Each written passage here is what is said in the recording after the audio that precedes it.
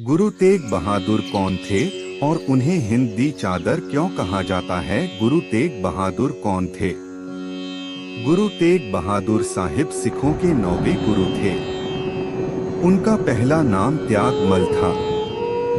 सिख धार्मिक अध्ययन के सूत्रों में उनका उल्लेख संसार की चादर के रूप में किया गया है, जबकि भारतीय परंपरा में उन्हें हिंद दी चादर कहा जाता है। सिख इतिहासकार सतबीर सिंह अपनी पुस्तक इति जिनकरी में लिखते हैं, गुरु तेग बहादुर का जन्म विक्रम संवत 1678 के 5वें वैसाख के दिन हुआ था। आधुनिक ग्रेगोरियन कैलेंडर के हिसाब से ये दिन था शुक्रवार और तारीख थी 1 अप्रैल 1621। उनके पिता थे सिखों के छठे गुरु श्री गुरु हरगोबिंद साहिब और उनकी मां का नाम माता नानकी था। गुरु तेग बहादुर जी का जन्म अमृतसर के गुरु के महल में हुआ था। गुरु तेग बहादुर गुरु हरगोबिंद साहिब के सबसे छोटे बेटे थे। गुरु तेग बहादुर ने अपनी आरंभिक शिक्षा भाई गुरदास जी से और शस्त्र विद्या भाई जेठा जी से ली थी। उनकी शादी मार्च 1632 में जालंधर के नजदीक करतारपुर के भाई लाल चंद और माता बिशन कौर की बेटी बीबी गुजरी से हुई थी। त्यागमल से बने तेग बहादुर। गुरु हरगोबिंद साहिब मुगलों के साथ करतारपुर की लड़ाई के बाद जब किरतपुर जा रहे थे, तब फगवाड़ा के पास पलाही गांव में मुगलों के फौज की एक टुकड़ी ने उनका पीछा करते हुए अचानक उन पर हमला कर दिया। मुगलों से इस युद्ध में पिता गुरु हरगोबिंद साहिब के साथ तेग कृपाण का जलवा दिखाने के बाद उनका नाम त्यागमल से तेग बहादुर हो गया। शिरोमणि गुरुद्वारा प्रबंधक कमेटी की पुस्तक सिख इतिहास के अनुसार सिखों के 8वें गुरु गुरु हरकृष्ण साहिब जी का देहांत हो गया था।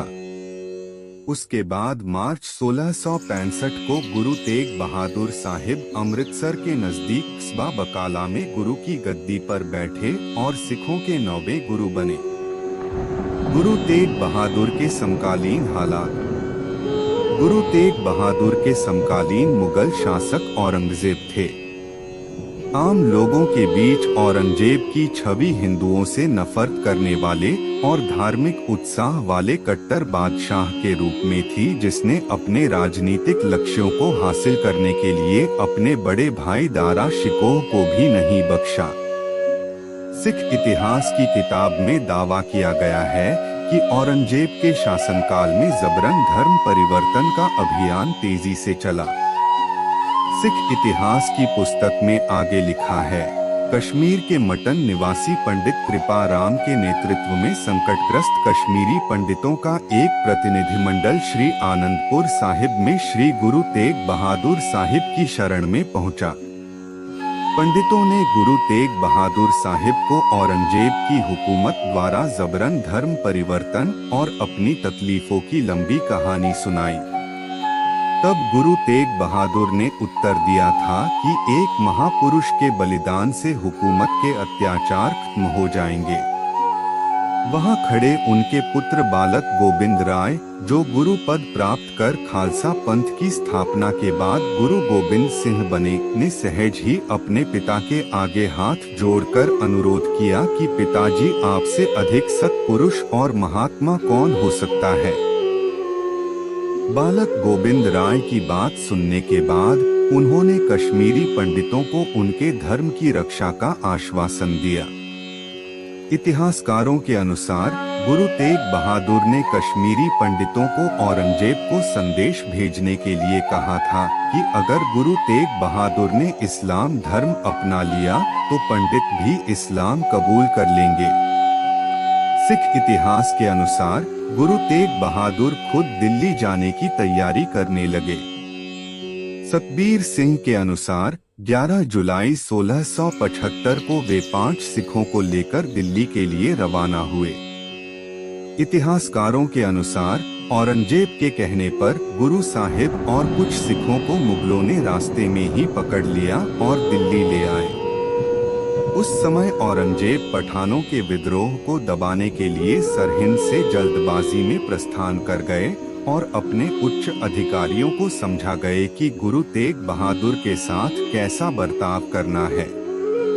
उसके बाद गुरु तेग बहादुर पर हुकूमत के हमले शुरू हो गए।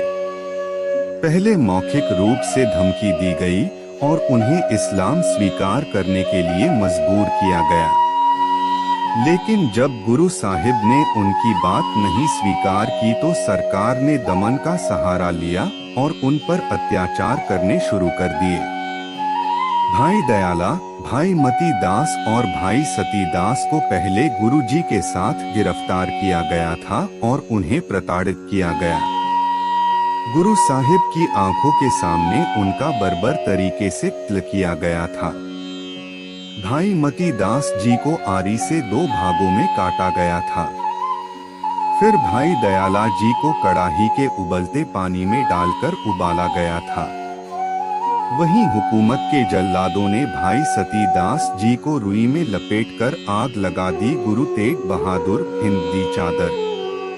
सिख इतिहास के अनुसार दिल्ली में लाल किले के सामने जहां आज गुरुद्वारा सीसगंज साहिब स्थित है, वहां श्री गुरु तेग बहादुर साहिब जी का सिर शरीर से अलग कर दिया गया था।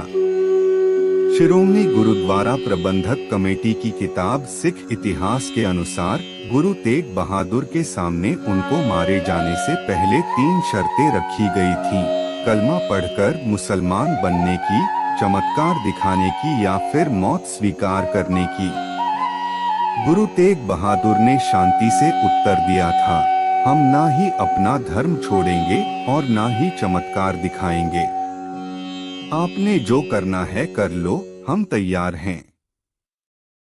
इतिहासकार प्रोफेसर करतार सिंह अपनी पुस्तक सिख इतिहास भाग 1 में लिखते हैं, ज़माने के सैयद जलालुद्दीन जल्लाद ने अपनी तलवार खींची और गुरुजी का सिर तलवार से अलग कर दिया गया। ये घटना 11 नवंबर 1675 की है।